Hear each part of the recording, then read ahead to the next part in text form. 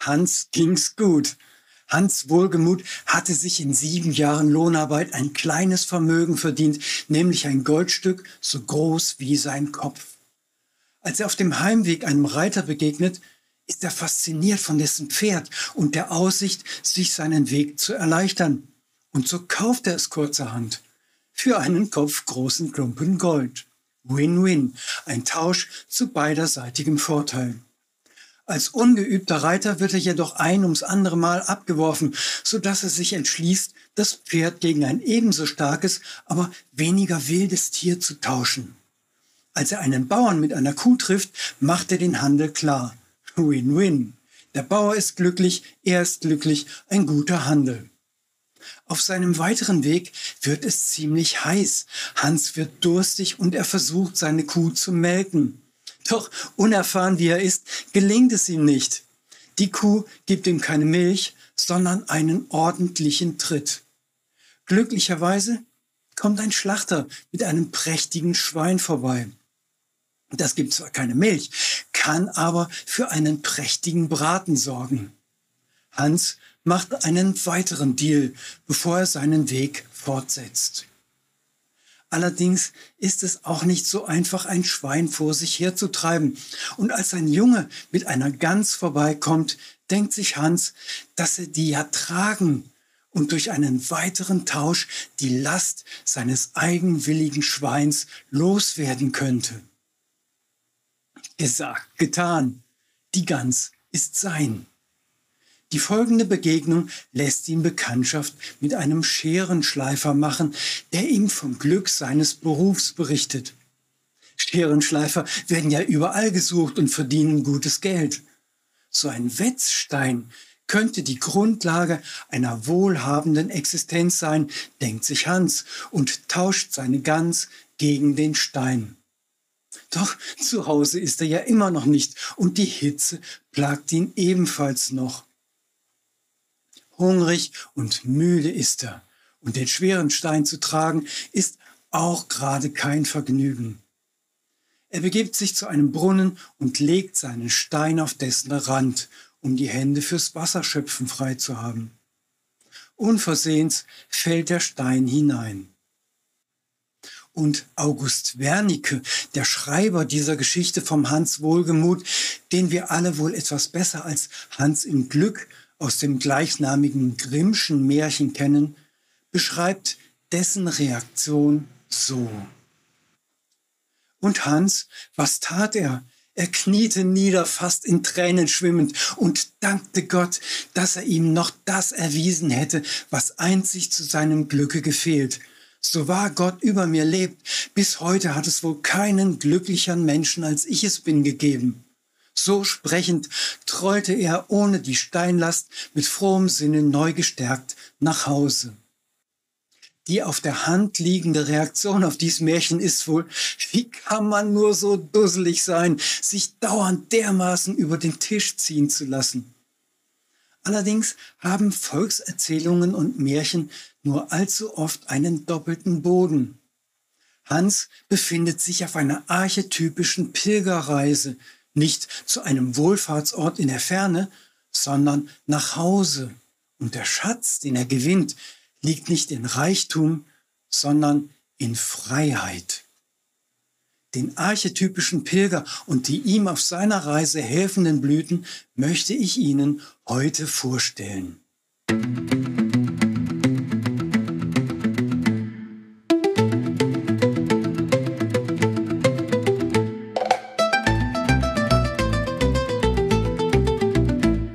Schon vor der Niederschrift durch die Brüder Grimm existierten verschiedene Versionen vom Hans im Glück, in denen sein Charakter oft weniger naiv und mehr als der eines cleveren Trickster dargestellt wurde.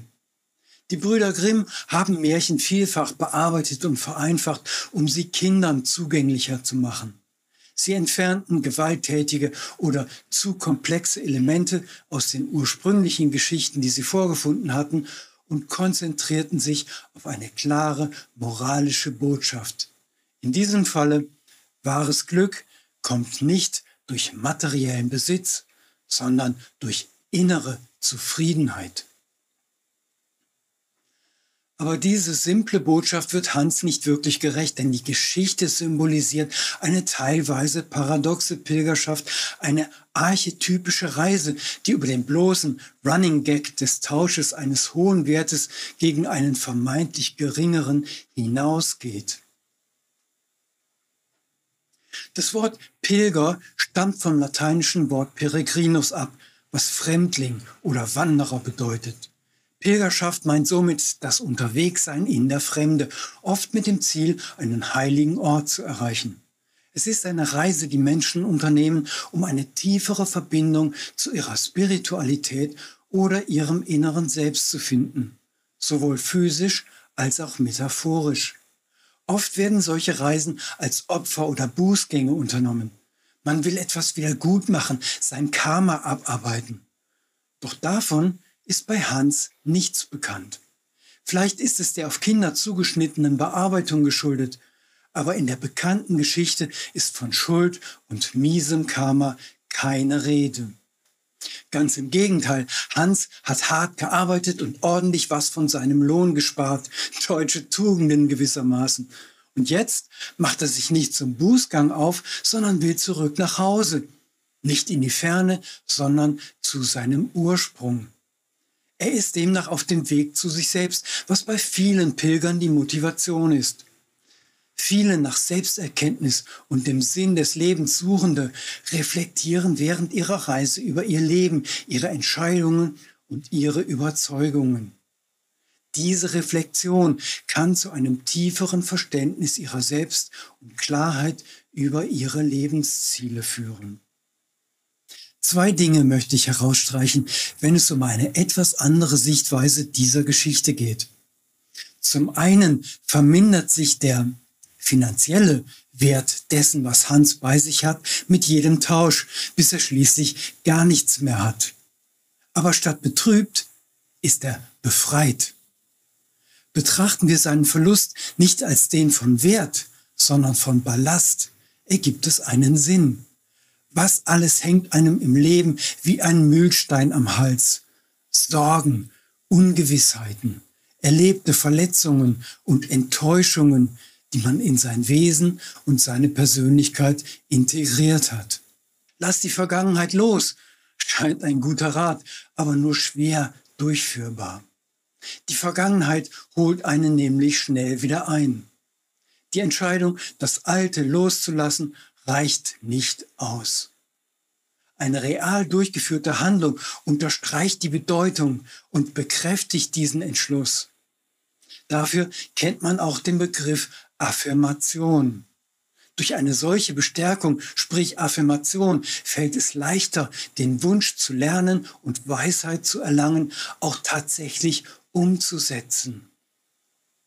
Was wird wohl besser gelingen, einen Tanzschritt rein mental zu erlernen oder ihn mit dem ganzen Körper auszuführen? Erich Kästner fand, es gibt nichts Gutes, außer man tut es. Hans hätte nach den Jahren der Lohnarbeit in alle Richtungen gehen können, neue Abenteuer anstreben und sein Verdientes investieren. Doch wichtiger ist ihm der Weg nach Hause, ins Zentrum, zu den Ursprüngen. Das Materielle scheint ihm dabei im Weg zu stehen. Doch steht es hier wirklich für Werte oder metaphorisch für die Fokussierung auf etwas, das er erst dann als Ballast identifiziert, als er ihn los ist? Interpretiert man die Geschichte in diesem Sinne, verringert sich das Beschwerliche immer mehr, bis es ganz weg ist und Hans innerlich befreit ist. Man könnte die Geschichte als eine des Lernens der Meditation begreifen. Schritt für Schritt kommt er der inneren Leere, die sich in der Verringerung der Verhaftung an äußerem Besitz widerspiegelt und damit dem Frieden näher. Und das auf dem Weg nach Hause, also nicht in die Fremde, sondern zu sich selbst. Womit wir beim erwähnten zweiten Punkt angelangt wären. Ohne mentales Geplapper, ohne Illusion und Wunschdenken, sondern in einem Zustand inneren Friedens ist man authentisch. Man spielt niemandem etwas vor, weil man denkt, man würde sonst vielleicht nicht respektiert und müsse so sein, wie andere es von einem erwarten. Hans wird er selbst, frei, echt, authentisch und ehrlich. Und dies wiederum sind die Eigenschaften, die viele Menschen auszeichnen, die ein Phänomen erleben können, ja womöglich selbst herbeiführen, für das die Wissenschaft die Bezeichnung spontane Remission gewählt hat. Immer wieder gibt es Fälle, in denen der Mediziner das Handtuch wirft und niederschmetternde Prognosen hat, wie Sie haben noch 6 Monate zu leben. Und die Leute werden trotzdem gesund.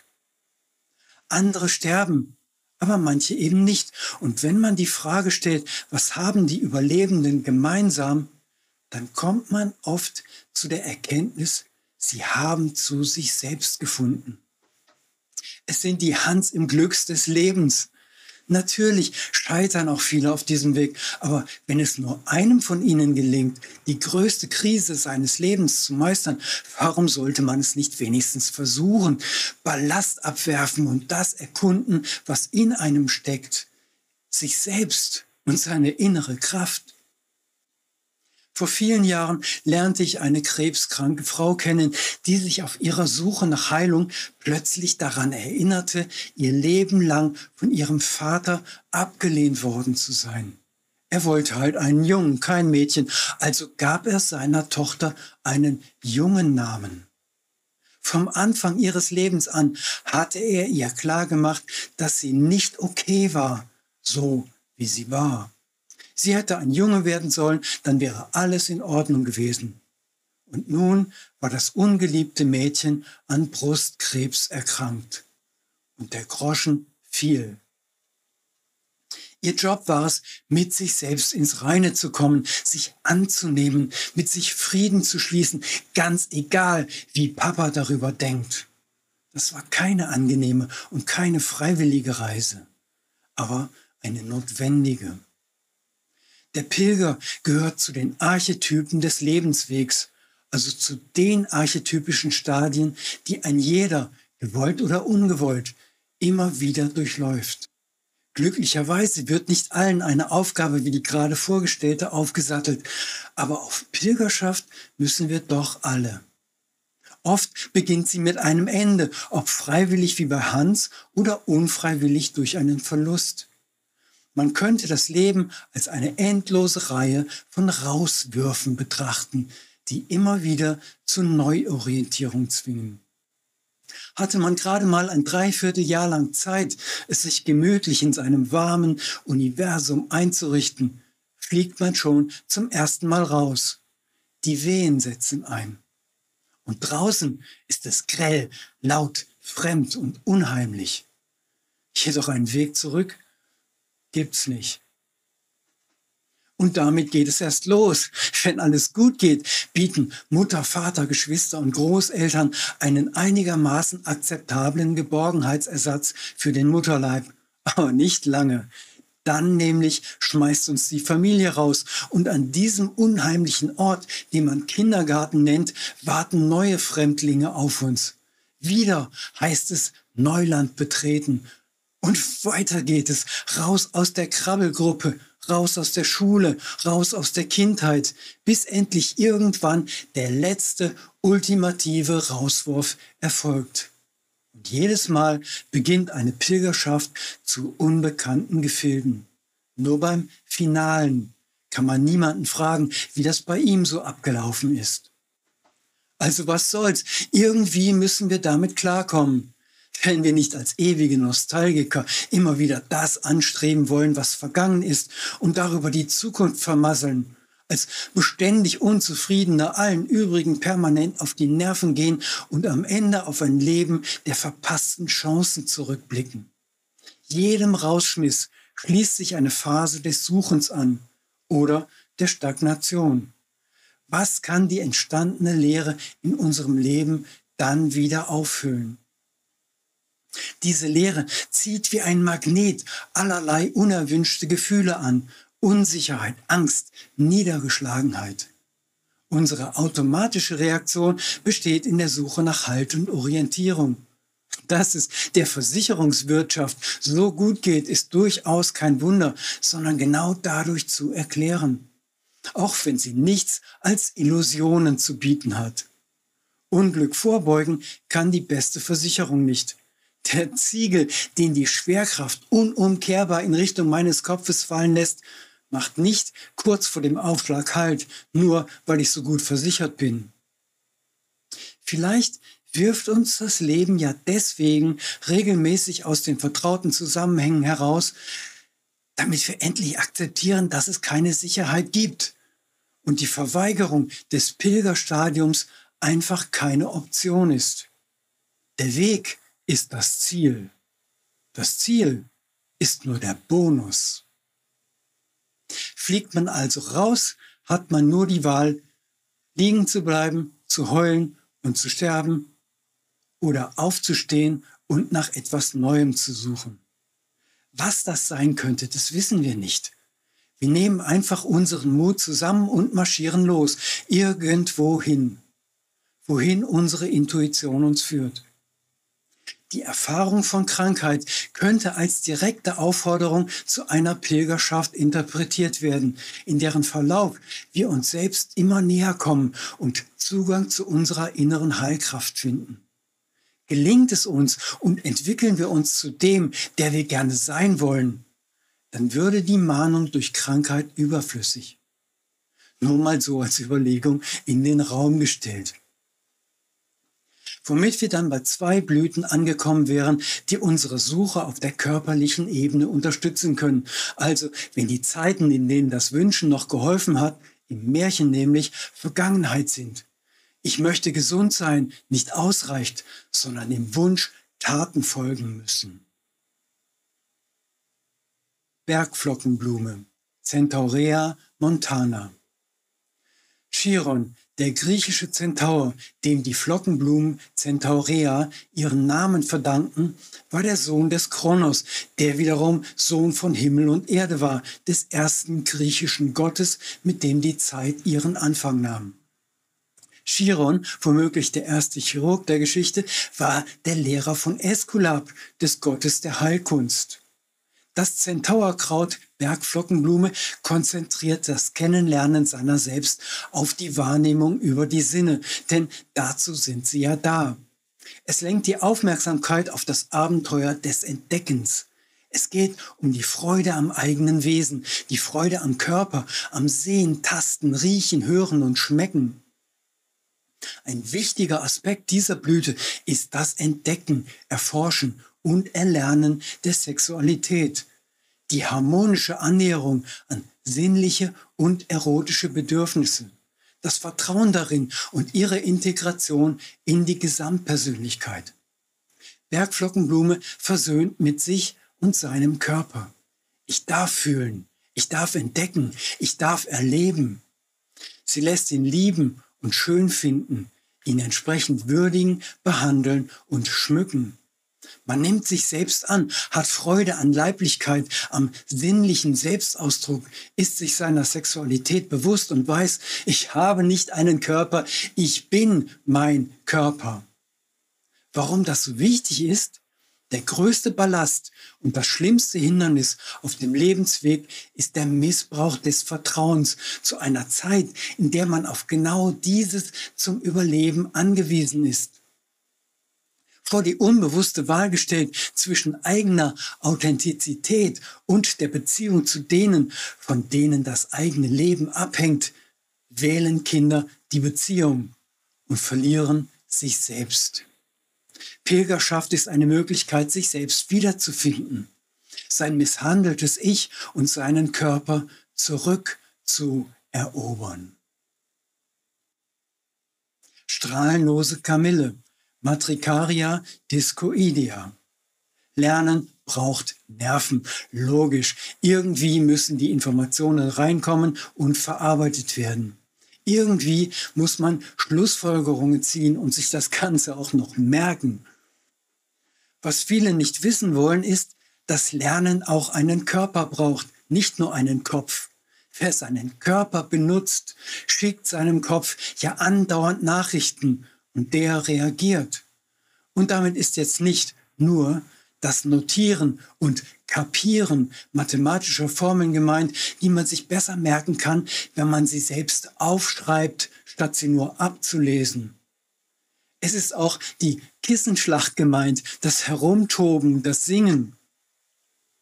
Wenn Kinder zum Beispiel gemeinsam singen, lernen sie, ohne zu wissen, was und wie sie es da tun, die Koordination der eigenen Stimme mit der anderer. Und das wiederum fördert soziale Intelligenz und erleichtert die Kooperation auch auf ganz anderen Gebieten. Wer sich nur vornimmt, sein authentisches Ich zu suchen, aber es nur im Kopf, aber nicht als Körper tut, der wird es einfach schwerer haben als andere, die den Pilgerpfad auch körperlich begehen. Deshalb macht sich der Pilger ja auf den Weg. Ein Kopf ohne Körper ist nicht vorstellbar. Die strahlenlose Kamille unterstützt die Entdeckung der eigenen Fähigkeiten, Talente und Möglichkeiten, lehrt das mühelose Lernen. Der beste Schüler ist immer der, der es liebt zu lernen. Das Besondere an dieser Pflanze ist ihre annähernde Unzerstörbarkeit. Sie wächst auf Feldwegen, auf denen sie täglich vom Trecker überfahren wird, ohne dass ihr das Geringste ausmacht. Sie beklagt sich nicht, sondern richtet sich einfach wieder auf. Das erinnert an die Art und Weise, in der Kinder laufen lernen. Sie stolpern, sie fallen, sie stehen wieder auf. Niemand kann sie stoppen. Handeln ist für sie Lernen und damit die innere Verknüpfung neuer Nervenverbindungen zur Speicherung des Gelernten. Man verschafft sich Zugang zu allem, was man lernen möchte. Das Wissen wird integriert, verarbeitet, gespeichert, erinnert und vor allem verstanden. Diese unscheinbare Blume hat eine besondere Beziehung zu Kindern. Sie lässt einen lernen, so wie Kinder dies tun, durch Nachahmung, Imitation, durch Spiel und Faszination, durch Konzentration auf das faszinierende Objekt und durch Unermüdlichkeit. Und ganz nebenbei lernt das Nervensystem mit. Die strahlenlose Kamille verändert das innere Selbstbild zu einem Ich 2.0. Die Erweiterung der Sinne und des Körperbewusstseins, wie sie Bergflockenblume und strahlenlose Kamille vermitteln, mögen auf den ersten Blick mit dem Sinn einer Pilgerschaft wenig zu tun haben. Und doch steht beides im Zentrum. Die Grete oder den Hans im Glück in sich zu finden, bringt Frieden und Authentizität und den Energieschub, die schwere Aufgabe, die vielleicht gerade vor einem liegt, bewältigen zu können.